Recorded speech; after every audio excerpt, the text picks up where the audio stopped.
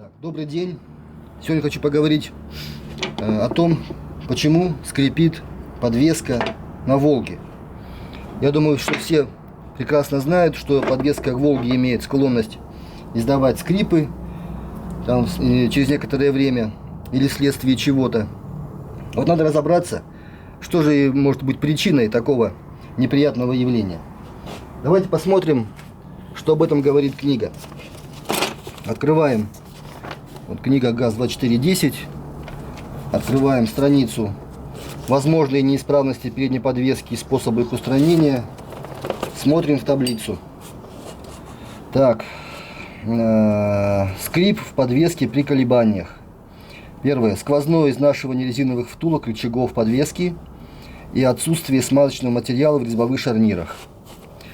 Способы устранения, соответственно, заменить изношенные втулки. И второе, смазать до выхода смазочного материала из-под защитных колец с обеих сторон резьбовые шарниры. Книга дает только две причины скрипа в подвеске. Я думаю, что используя некий свой опыт работы, так сказать, эксплуатации Волги и какие-то знания, полученные из других источников, мы можем немножко расширить и дополнить этот список. Давайте попробуем немножко, так сказать, вкратце разобраться, что же может быть еще, кроме этого всего.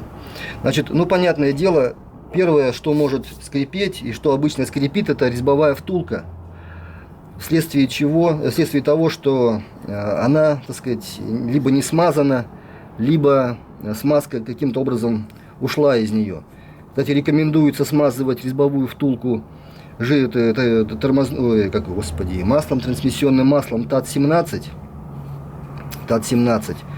Но оно жидковатое все-таки. Жидковатое.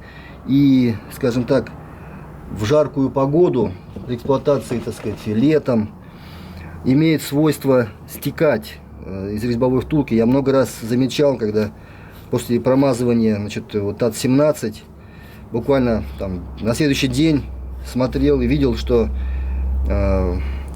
висит капли масла висят на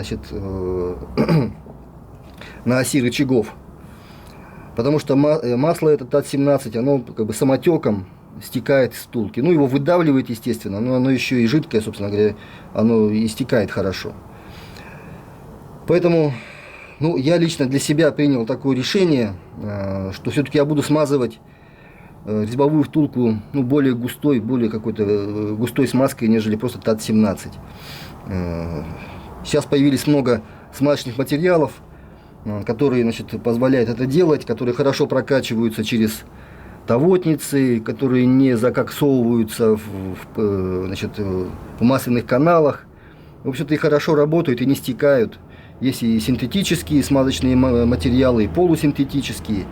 Я уже смазывал, в частности, резьбовые, и эти игольчатые подшипники смазывал полусинтетикой, импортной, консистентная смазка. Все нормально, ничто не закоксовывалось, ничто не, так сказать, не стекало, все замечательно. Прокачивается хорошо и все такое, все работает. Сейчас речь не об этом. Отсутствие масла в резьбовой вызывает, так сказать, понятное дело, скрипы подвески. Почему может не быть масла в резьбовой? Потому что, может быть, ее запрессовали неправильно, то есть не попали отверстием в отверстие тавотницы, в оси рычагов. Такое может быть. То есть не попали, и все, смазка не проходит, и резьбовая не мажется. Резьбовая втулка очень тяжело, она впрессовывается, выпрессовывается, в проушину оси рычагов. Поэтому, как вариант, можно просверлить по факту, новое отверстие в резьбовой втулке. Естественно, выкрутив предварительно распорную втулку. Ее надо выкрутить, естественно. И там, где завернута тавотница, засверлиться и дать проход, так сказать, смазки. Это как вариант. Далее. Резьбовая втулка имеет вот такие насечки в виде зубчиков. Это для того, чтобы прилегание с верхним рычагом, для того, чтобы распорная втулка, вот эта внутренняя распорная втулка, не проворачивалась при работе подвески. Не проворачивалась. Чтобы она жестко фиксировалась. И, значит, таким образом втулка будет работать только по резьбе, по внутренней резьбе, то бишь по смазке. Проворачивание втулки распорной вокруг, так сказать, своей оси по значит, прилегающей плоскости верхнего рычага, вот так вот, недопустимо. То есть они должны четко фиксироваться, зажиматься пальцем, фиксироваться пальцем и зажиматься гайкой. Зажиматься должно быть, усилие должно быть соответствующее тому, что указано в паспорте. Ну, грубо говоря, должны быть зажаты намертво. Вот, для того, чтобы не было прокручивания распорной втулки. Значит, если ослабла гайка на пальце, вот, значит, вполне возможно произойдет вот срыв этой распорной втулки, она начнет прокручиваться. Соответственно, внешняя обойма резьбовой втулки начнет сдвигаться. А мы знаем, что правильное положение резьбовой втулки, распорной втулки относительно обоймы таково, чтобы с обеих сторон было одинаковое расстояние. То есть вот тут где-то буквально 1,5 мм в одну и 1,5 мм в другую сторону. Чтобы не было там перекоса, что в одну сторону, допустим, там 2 мм, а во вторую там практически ничего. Должно быть ровненько, она выставлена, и таким образом зажиматься верхними рычагами. Один отсюда, другой отсюда. Вот. Если, значит, у нас крепление втулки к рычагу ослабло, она начнет проворачиваться, распорная втулка, соответственно, обойма внешняя тоже начнет уходить как бы по резьбе в сторону. Соответственно, она вот этим краем своим будет тереть о прилегающую поверхность. Вот есть хороший у меня рычаг один. Так, резкость там есть? Нет, что-то я даже не вижу. Непонятно. Ну вот есть хороший, он более-менее. Он, конечно, старенький тоже. Но тут насечка видна, еще как бы такой выработки большой нет. А вот есть старый. Старый рычаг. Так, резкость. Старый рычаг, видно, что он уже весь покоцанный. Вот, собственно говоря, вот этой вот обоймой втулки его и разворошило. То есть понятно, что дело его, значит, там стерла. Вот такая кольцевая канавка получилась. Собственно говоря, вот от этого тоже может происходить, так сказать, скрип. Но здесь уже надо заботиться не столько о скрипе, не столько о комфорте езды, сколько о безопасности. Это уже такая серьезная поломка, серьезная неисправность, скажем так, неисправность. Поэтому тут надо разбирать эту подвеску и смотреть, что там со втулкой, что с рычагами. Вообще-то рычаги должны быть в хорошем состоянии. Ну, кстати, их можно купить на разборе, они есть в хорошем состоянии, абсолютно недорого. Вот я купил себе там 2 пары рычагов, вполне приличные, там, ну, конечно, со старыми резьбовыми втулками, это я поменял. Вот, со старыми резьбовыми втулками, не резьбовыми этими, со старыми сайлентблоками, я их поменяю, и будет хорошая пара запасных рычагов. В общем-то, я считаю, что лучше иметь всегда уже готовые собранные рычаги для того, чтобы можно было оперативно поменять старые на новые. Ну вот, то есть мы разобрались, что втулка резьбовая должна быть смазана, должна быть правильно установлено отверстие, совпадать с отверстием тавотницы, должна быть при сборке соблюдены размеры установки распорной втулки, должно быть одинаково выступать с обеих сторон. И рычаг должен быть в хорошем состоянии, то есть прилегающая плоскость рычага должна быть в хорошем состоянии, и, соответственно, они должны быть правильно, так сказать, соединены и должным образом затянуты. Тогда, значит, у нас будет этот узел собран правильно, и он будет правильно функционировать. Ну, что, конечно, не исключает того, что резьбовую втулку надо будет время от времени промазывать.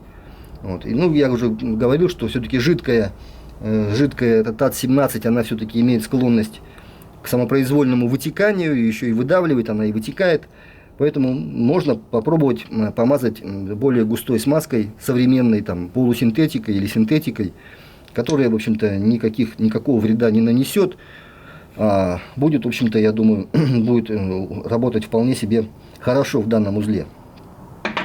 Значит, с этим разобрались. Дальше книга пишет, что износ резиновых втулок рычагов. Ну, в данном случае у меня вот здесь в наличии есть для демонстрации только верхние рычаги, нижних нету, нижние там на машине стоят, я уж снимать не буду их, это дело хлопотное, я покажу на верхних. Значит, верхние рычаги, значит, вот он в разобранном виде, вот это собранный, но он старый, естественно. Значит, сюда вставляется резиновая втулка, вот такая вот резиновая втулка. И в нее потом загоняется втулка распорная, металлическая. Вот такая. То есть таким образом собирается сайлентблок, так сказать, сайлентблок верхнего рычага. Значит, что важно, я считаю. Я сейчас высказываю только свое личное мнение. Кто-то может с ним соглашаться, кто-то может не соглашаться. Это, так сказать, я никому не навязываю. Ну, я рассказываю так, как я это, так сказать, делаю. Делюсь своим каким-то таким, опытом. Значит,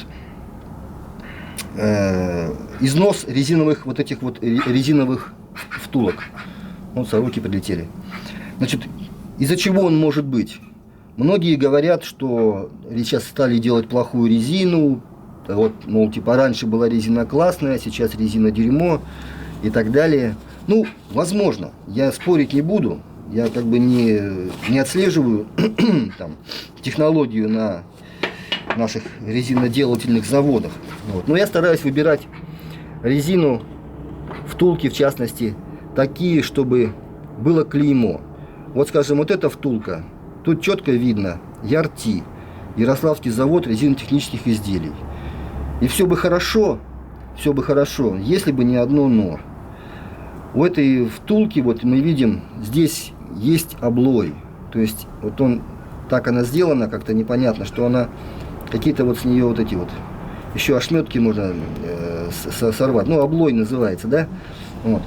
Это во-первых, так сказать, ну, это можно было бы, так сказать, на это внимание не обращать, если бы у меня не было, например, другой втулки, на которой этого облоя нет. Вот другая втулка, она сделана гораздо более аккуратно. Вот, никакого здесь облоя нет, вся она гладенькая, ровненькая. Вот. По маркировке она подходит, но нет клейма. Нет клейма вообще никакого. Но если посмотреть на них вот так вот просто взглядом, то как бы вот эта без клейма резинка гораздо лучше выглядит, чем вот это вот, так сказать, с клеймом Ярти. Я не знаю, с чем это связано, как это можно прокомментировать. Ну, я надеюсь, что все-таки это резинка из, так сказать, завода нашего, да, вот, и что она, в общем-то, сделана по технологии. Ну, может быть, у них технология такая, как бы, вот, не знаю. Но эта вот резинка выглядит гораздо лучше, на которой вот я клейма вообще не вижу. Хотя вот тут есть надпись, и надпись полностью соответствует, так сказать, это вот каталожный номер, полностью соответствует той резинке, которая должна быть на 24-й Волге, 2410. Ну, значит, по поводу вот этого облоя. Этот облой, он снимается, вот руками его отрывать так вот достаточно хлопотно, там он еще внутри есть, вон там, но снимается он достаточно просто, если эту резину, не то чтобы просто, а снимается, скажем так, его можно удалить, если эту втулку замочить перед установкой в бензине. В общем-то, книга так и говорит, что перед установкой резиновой втулки в проушину нужно замочить в бензине ее. Я это всегда делаю. Замачиваю их в бензине, не только замачиваю, но и отмываю, потому что тут вот тальк, тут вот всякая она грязная, как говорится, она вся в тальке, плюс этот облой. И, кстати, этот облой, после замачивания он легко, ну, гораздо легче сдирается, чем вот в таком виде, в котором она сейчас есть. Кстати, внутри он там тоже счищается, то есть его можно счистить. Вот, что, в общем-то, ну, как-то реабилитирует эту, так сказать, изделие. То есть замачивание, даже не замачивание, а отмывание в бензине вот этих деталей всех, которые мы будем собирать, сопрягающихся деталей, оно обязательно. Оно как бы рекомендовано и книгой, в общем-то, и опыт показывает, что это обязательная, так сказать, процедура для того, чтобы обезжирить все эти детали, очистить втулку, обезжирить ее, смыть с нее тальк и прочее, прочее. Вот. И, собственно говоря, и обезжирить, и почистить саму проушину рычага. Вот. Многие, ну не то чтобы многие, а я слышал такие, значит, мнения, что да нельзя, мол, в бензин там это самое замачивать, она же не бензостойкая. Не бензостойкая, правильно, не бензостойкая, она и не маслостойкая. Я говорю, а как надо? Надо на солярку там сажать, там, или на мыло, или что-то еще. Я говорю, ну здрасте. Если она не бензостойкая, так она и не маслостойкая, правильно? Вот. Поэтому солярку, а к тому же бензин он испарится, а солярка-то не испарится никогда. Я извиняюсь.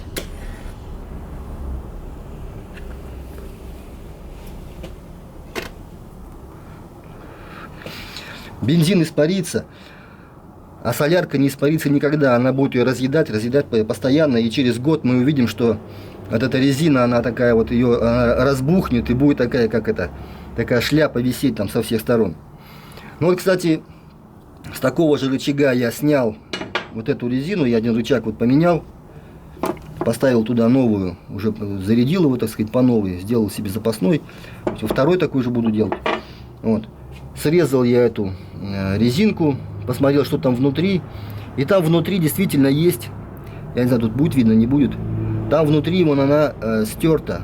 То есть вот тут вот протертость достаточно глубокая. То есть вот эта резина, она по втулке проворачивалась. Чего тоже быть не должно. То есть втулка стояла вот так, и она в ней вот так вот проворачивалась.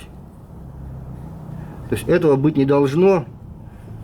Вот эта втулка распорная, металлическая, и резиновая втулка должны работать, должны держать друг друга, так сказать, жестко, быть зафиксированы. И работать рычаг должен только за счет эластичности резины. Никакие втулки внутренние, никакой вот этот наружная проушина, вот это, она двигаться друг в друге не должны. Весь этот рычаг, вот этот сайлентблок, он работает только за счет работы тела резины. То есть вот этот рычаг, он работает за счет подвижности резины, за счет ее эластичности. В этом как бы смысл заключается. А для того, чтобы этого достичь, надо установить, смонтировать его таким образом, чтобы там не было никакого смазывающего материала, никакого керосина там или солярки быть не должно, никакого масла, никакого мыла там быть не должно. Поэтому рекомендуется использовать только бензин, чтобы там все было чисто, сухо, вот, и обезжирено. Тогда такой узел прослужит, ну, максимально долго. Насколько ему там суждено прожить, не знаю, как будем эксплуатировать, скажем так. Вот, но проживет он гораздо дольше, чем если мы туда его зарядим с помощью солярки, например, или мыла, или чего-то такого другого постороннего вещества. Этого делать нельзя. Надо делать на бензин, и это будет правильный вариант.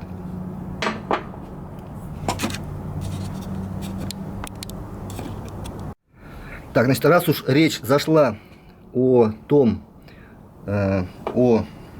сайлентблоке, ну, вкратце расскажу, как я, например, его вот сюда загонял.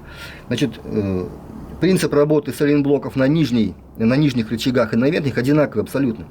С той лишь разницей, что верхние рычаги крепятся, значит, на верхнюю ось рычагов, вот эта ось рычагов сюда, вот, и затягиваются гайкой, а нижние крепятся с помощью болта, значит, к балке, там через стакан, крепятся к балке. Но принцип их работы одинаковый абсолютно, поэтому принцип их сборки тоже одинаковый. Но есть разница. разница в чем? В том, что значит, разница такова, что проблема с нижним рычагом, как правило, его выкрутить из балки, потому что бывает, что этот болт там закусывается или там его прикипает и так далее. Вот. Но, как ни странно, поменять вот этот сайлентблок на нижнем рычаге гораздо проще, чем на верхнем. Скажем, резину, вот резина, резиновая втулка нижнего рычага, она вот в эту проушину, ну не в эту конкретно, а в такую же проушину нижнего рычага, вставляется вообще от руки. Вот. То есть тоже она промывается бензином проушина, в общем-то, и вставляется от руки. А дальше, значит, туда вставляется такая же, вот, значит, такая же, только большего по размеру втулка. Втулки верхних рычагов и нижних рычагов, они отличаются по размеру. Вот большая это втулка нижнего рычага, поменьше это втулка верхнего рычага. Вот. Значит, и затем вставляется туда, значит, эта втулка с помощью вот такого шарика. Шарик этот я достал из баллончика с краской.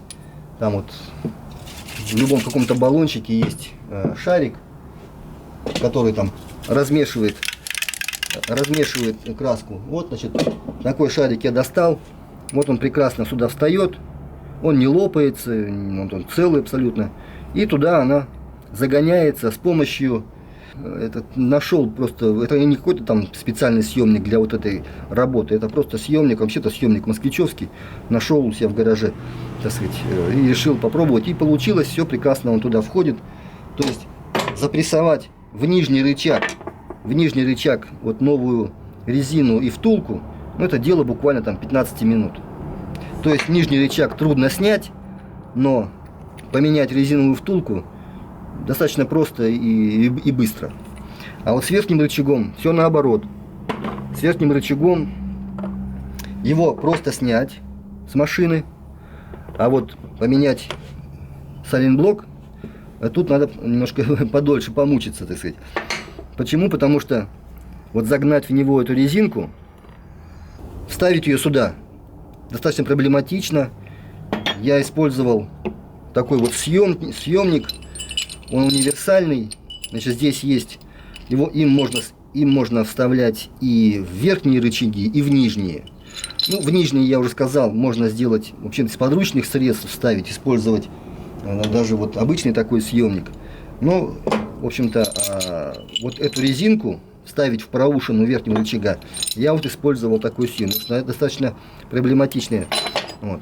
Ну, надо, чтобы легче она вставала туда, надо немножко снять здесь большую фаску, дать ему как бы сделать больше заход.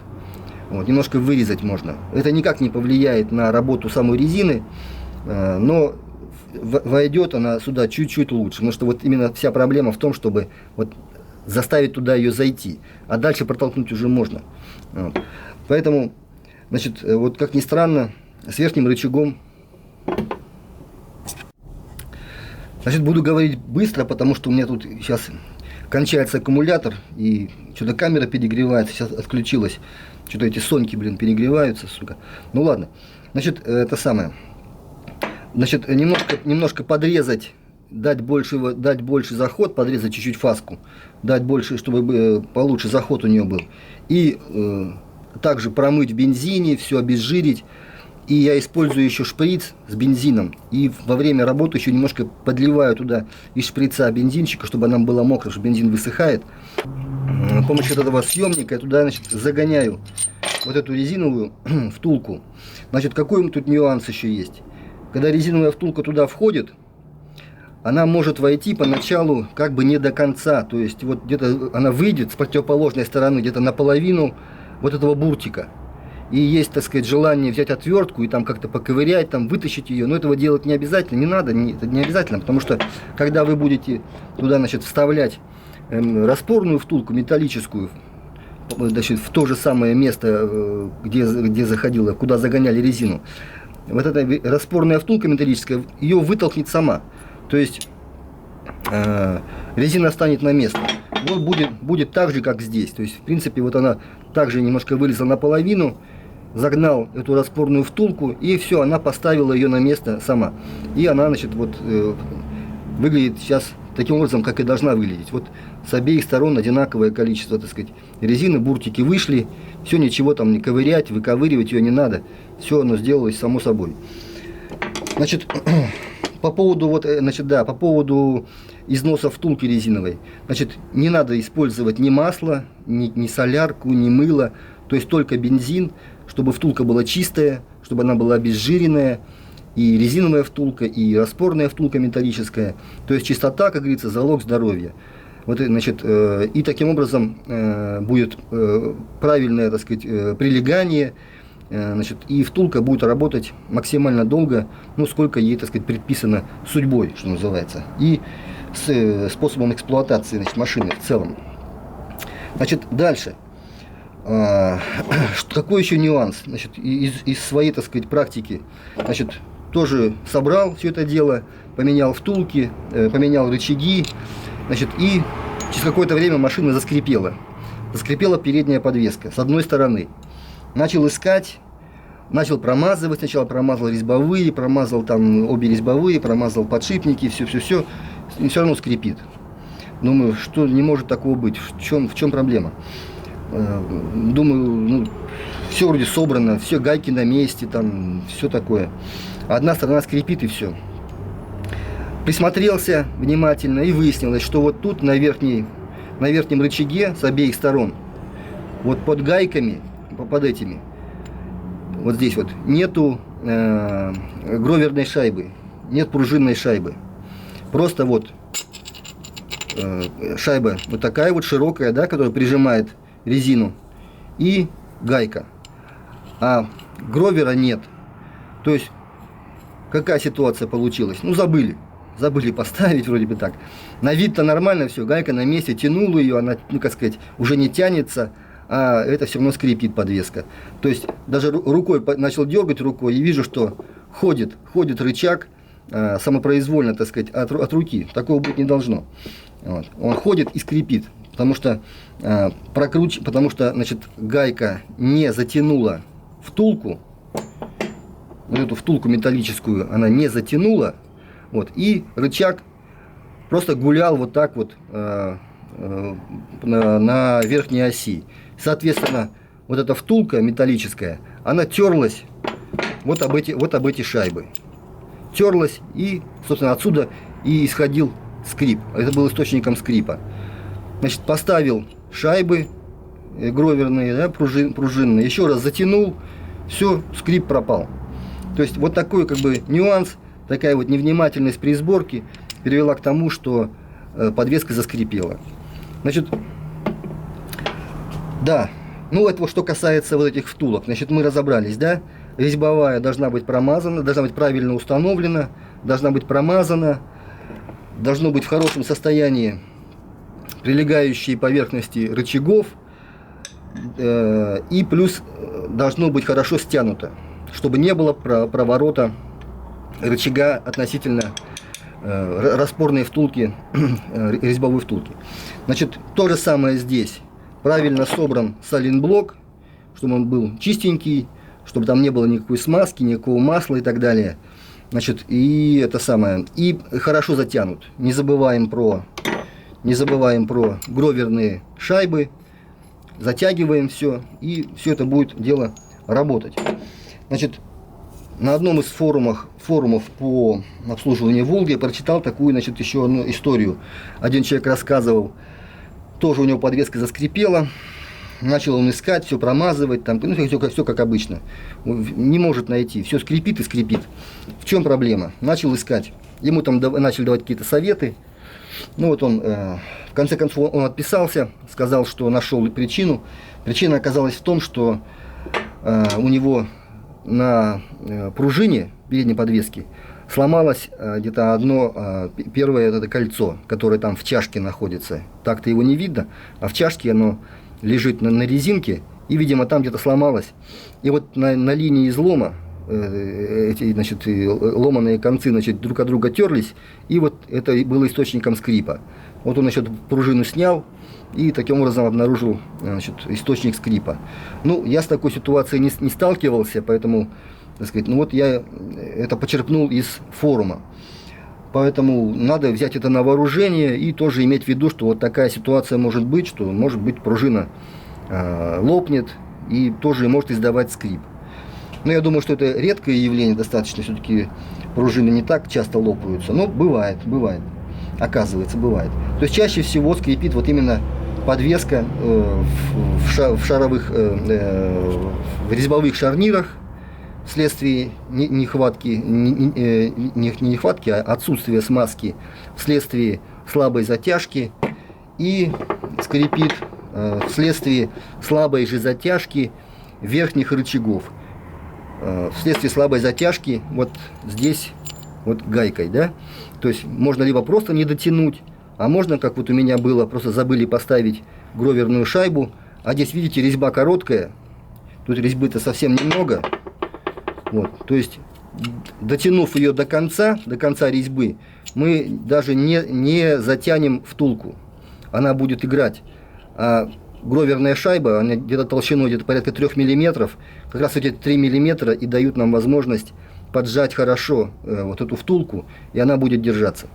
Вот, скрипеть не будет. Значит, ну и в общем-то принцип работы нижних рычагов он такой же, то есть все необходимые условия для правильной работы нижнего рычага такие же, как и для верхнего. То же самое, болт должен быть затянут. Значит, также он хорошо должен быть собран, чистенько, без всяких там солидолов, без всякой там, без солярки, без мыла, на бензин, и поставили, и хорошенько затянули. Чтобы палец там не закусило, там такая катанная резьба, вот, чтобы ее не закусило, чтобы потом ее можно было легко, ну, более-менее легко открутить, можно смазать его графитной смазкой. Вот, так сказать, это, так сказать, позволит в дальнейшем его более-менее нормально открутить. Ну, в общем-то, я думаю, все. Если у кого-то какие-то возникнут мысли по поводу того, о чем мы сейчас говорили, пишите в комментариях, обсудим. Спорить там я ни с кем не буду. Я думаю, что какие-то, может быть, я моменты упустил. Давайте обсудим, напишите, что вы делаете, какие, может быть, ваши, так сказать, наблюдения насчет этого. Может быть, какие-то вы тоже мысли подскажете. Все это полезно для людей, которые будут смотреть это видео. В общем-то, я думаю, делиться опытом мы должны, потому что, к сожалению, волговодов осталось, так сказать, немного. Надо помогать друг другу, делиться опытом каким-то. Волга, так сказать, прекрасная машина, которая заслуживает хорошего к ней отношения. Вот, машина, которая, так сказать, опять же, к сожалению, становится все меньше и меньше. И какие-то они все такие ушатанные, там, смотришь на улице, и прям, если видишь хорошая, красивая Волга, чистенькая такая, прям аж душа радуется. А если смотришь, какой-то там Рыдван едет, да, ну думаешь, бляха-муха, что ты там это самое. Но видно, что человек ее, так сказать, докатывает, убивает, и, ну, жалко машина. Давайте будем беречь наши Волги, давайте будем, так сказать, делать все правильно для них. Вот, а они будут делать для нас свою работу и приносить нам, так сказать, удовольствие. Вот, а удовольствие Волга приносит. В том числе приносит и тем, что вот мы вот так вот занимаемся этими железками. Для кого-то это может показаться странным, а для волговода, я думаю, в этом ничего странного нет. Это тоже удовольствие. Поковыряться вот в этих железках, сделать все своими руками, правильно сделать, что-то новое узнать, вот, поделиться с другими людьми какими-то своими вот находками, может быть, или мыслями, или мнениями, или там навыками, да. Вот. Все это, значит, все это, я думаю, полезное дело. Вот. Так что давайте будем делиться опытом. Пишите, понравилось, не понравилось, что-то новое узнали, не узнали. Если что-то новое у вас есть, давайте тоже напишите. Пусть посмотрим это, почитаем все вместе. Ну и так далее. Вот. Всем спасибо. Вот, если что-то я забыл, значит, я, может, в комментариях допишу. Сейчас я тороплюсь, у меня осталось 8% заряда, вот, батарейки. Сейчас я, значит, это все дело закругляюсь. Вот. И это самое. Если что-то я забыл, я потом допишу в комментариях. Я думаю, будет о чем поговорить. Ну все. Спасибо всем за внимание. До новых встреч. До новых встреч в гараже.